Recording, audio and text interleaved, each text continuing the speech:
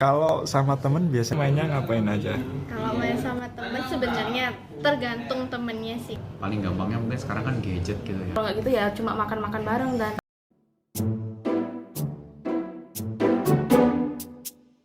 Main itu ketika kita gibah. Sesuatu yang bisa bikin kita tuh mood belajarnya naik gitu. Karena biasanya kita tuh berbagi hot news. memang pemicunya itu rata-rata di hot news gibah-gibahan itu sih Kak. Soalnya itu emang apa ya, bagi remaja-remaja itu sebagai suatu hal untuk bonding. Paling penting mungkin main game atau mungkin kalau misalnya mungkin konteksnya olahraga ya paling main futsal atau enggak main basket gitu atau enggak badminton, renang gitu. Makan juga. Belajar juga. Seberapa penting seorang teman menurutmu? Untuk aku ya, kalau temen itu penting banget karena aku orangnya itu FOMO banget. Apa-apa itu harus ikut temen. Penting banget karena kan apa ya, saya kan tipikal bukan orang-orang yang mau memiliki circle teman yang benar-benar besar kayak banyak, tapi saya itu gampang attach untuk kayak 1, 2 atau 5 lah maksimal teman-teman tertentu. Dan menurut saya semakin banyak kita punya relasi, kita kan bisa semakin saling bertukar pikiran, bertukar pandangan. Nah kalau misalnya kita hanya berpacu pada diri sendiri tanpa ada teman, maka ya kita tidak bisa berkembang. Kalau misal aku pas SMP, Kak, sebenarnya kata orang-orang itu aku beda banget. Pas SMP aku pendiam, bener gak? Bener.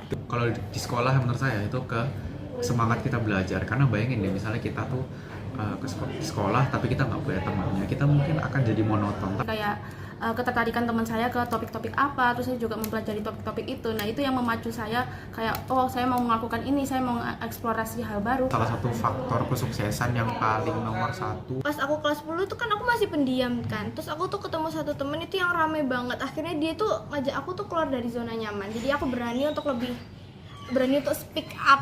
Misalnya kalau kita salah pergaulan gitu ya mungkin akan merujuk ke mungkin kayak kalau di sekolah mungkin konteksnya bolos sekolah atau mungkin bolos pelajaran. Bagaimana tanggapanmu mendengar bahwa menurut penelitian itu kenakalan remaja cenderung dipengaruhi oleh dorongan dan tekanan teman sebaya daripada keinginan individu sendiri, sekalipun hubungan dengan orang tuanya baik-baik saja? Emang bener sih, pergaulan apalagi pertemanan itu tuh mempengaruhi kita sendiri. Kayak peer pressure gitu ya, kayak orang tuh pengen diterima di kelompok, jadi dia tuh bisa aja kayak ngorbani nilai-nilai yang dia pelajari sama keluarganya, mungkin biar dibilang tuh keren atau mungkin berani atau mungkin kayak pantas masuk circle-nya lah di mata teman-temannya. Bener banget ya, karena kalau semisalnya saya lihat kejadian-kejadian di sekitar teman-teman saya, memang kadang-kadang itu kalau misalnya kita ngeliat kenakalan remaja, kita mikir oh mungkin ada faktor kurang perhatian dari sisi rumah dan apapun itu. Tapi sebenarnya kita juga nggak bisa nyalain si anak sepenuhnya, kan banyak remaja yang ngelakuin hal-hal negatif karena bukan karena niatnya tuh jahat, tapi karena dorongan untuk kayak buat biar mereka tuh diterima atau rasa kayak ingin tahunya tuh nggak dibimbing dengan baik gitu. Nah kadang-kadang kan mereka kan juga nggak sadar kalau perbuatan mereka tuh salah, karena semua orang kan di sekitarnya juga ngelakuin hal yang sama. Kenapa? Karena pola pikir kita tuh bisa dicuci. Ya. Menurut saya nih, di umur-umur segininya, di umur-umur remajanya, dan saya juga merasakan hal ini juga, remaja itu rata-rata mencari validasi ke orang-orang yang seumurannya karena merasa kayak idenya itu, visi misinya itu sama.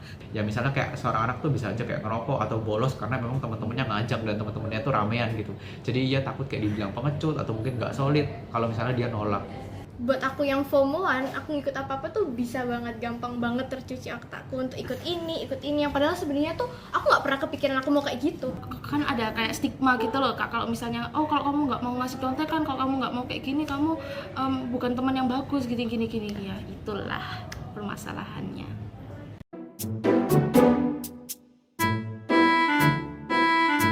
Kayak gitu.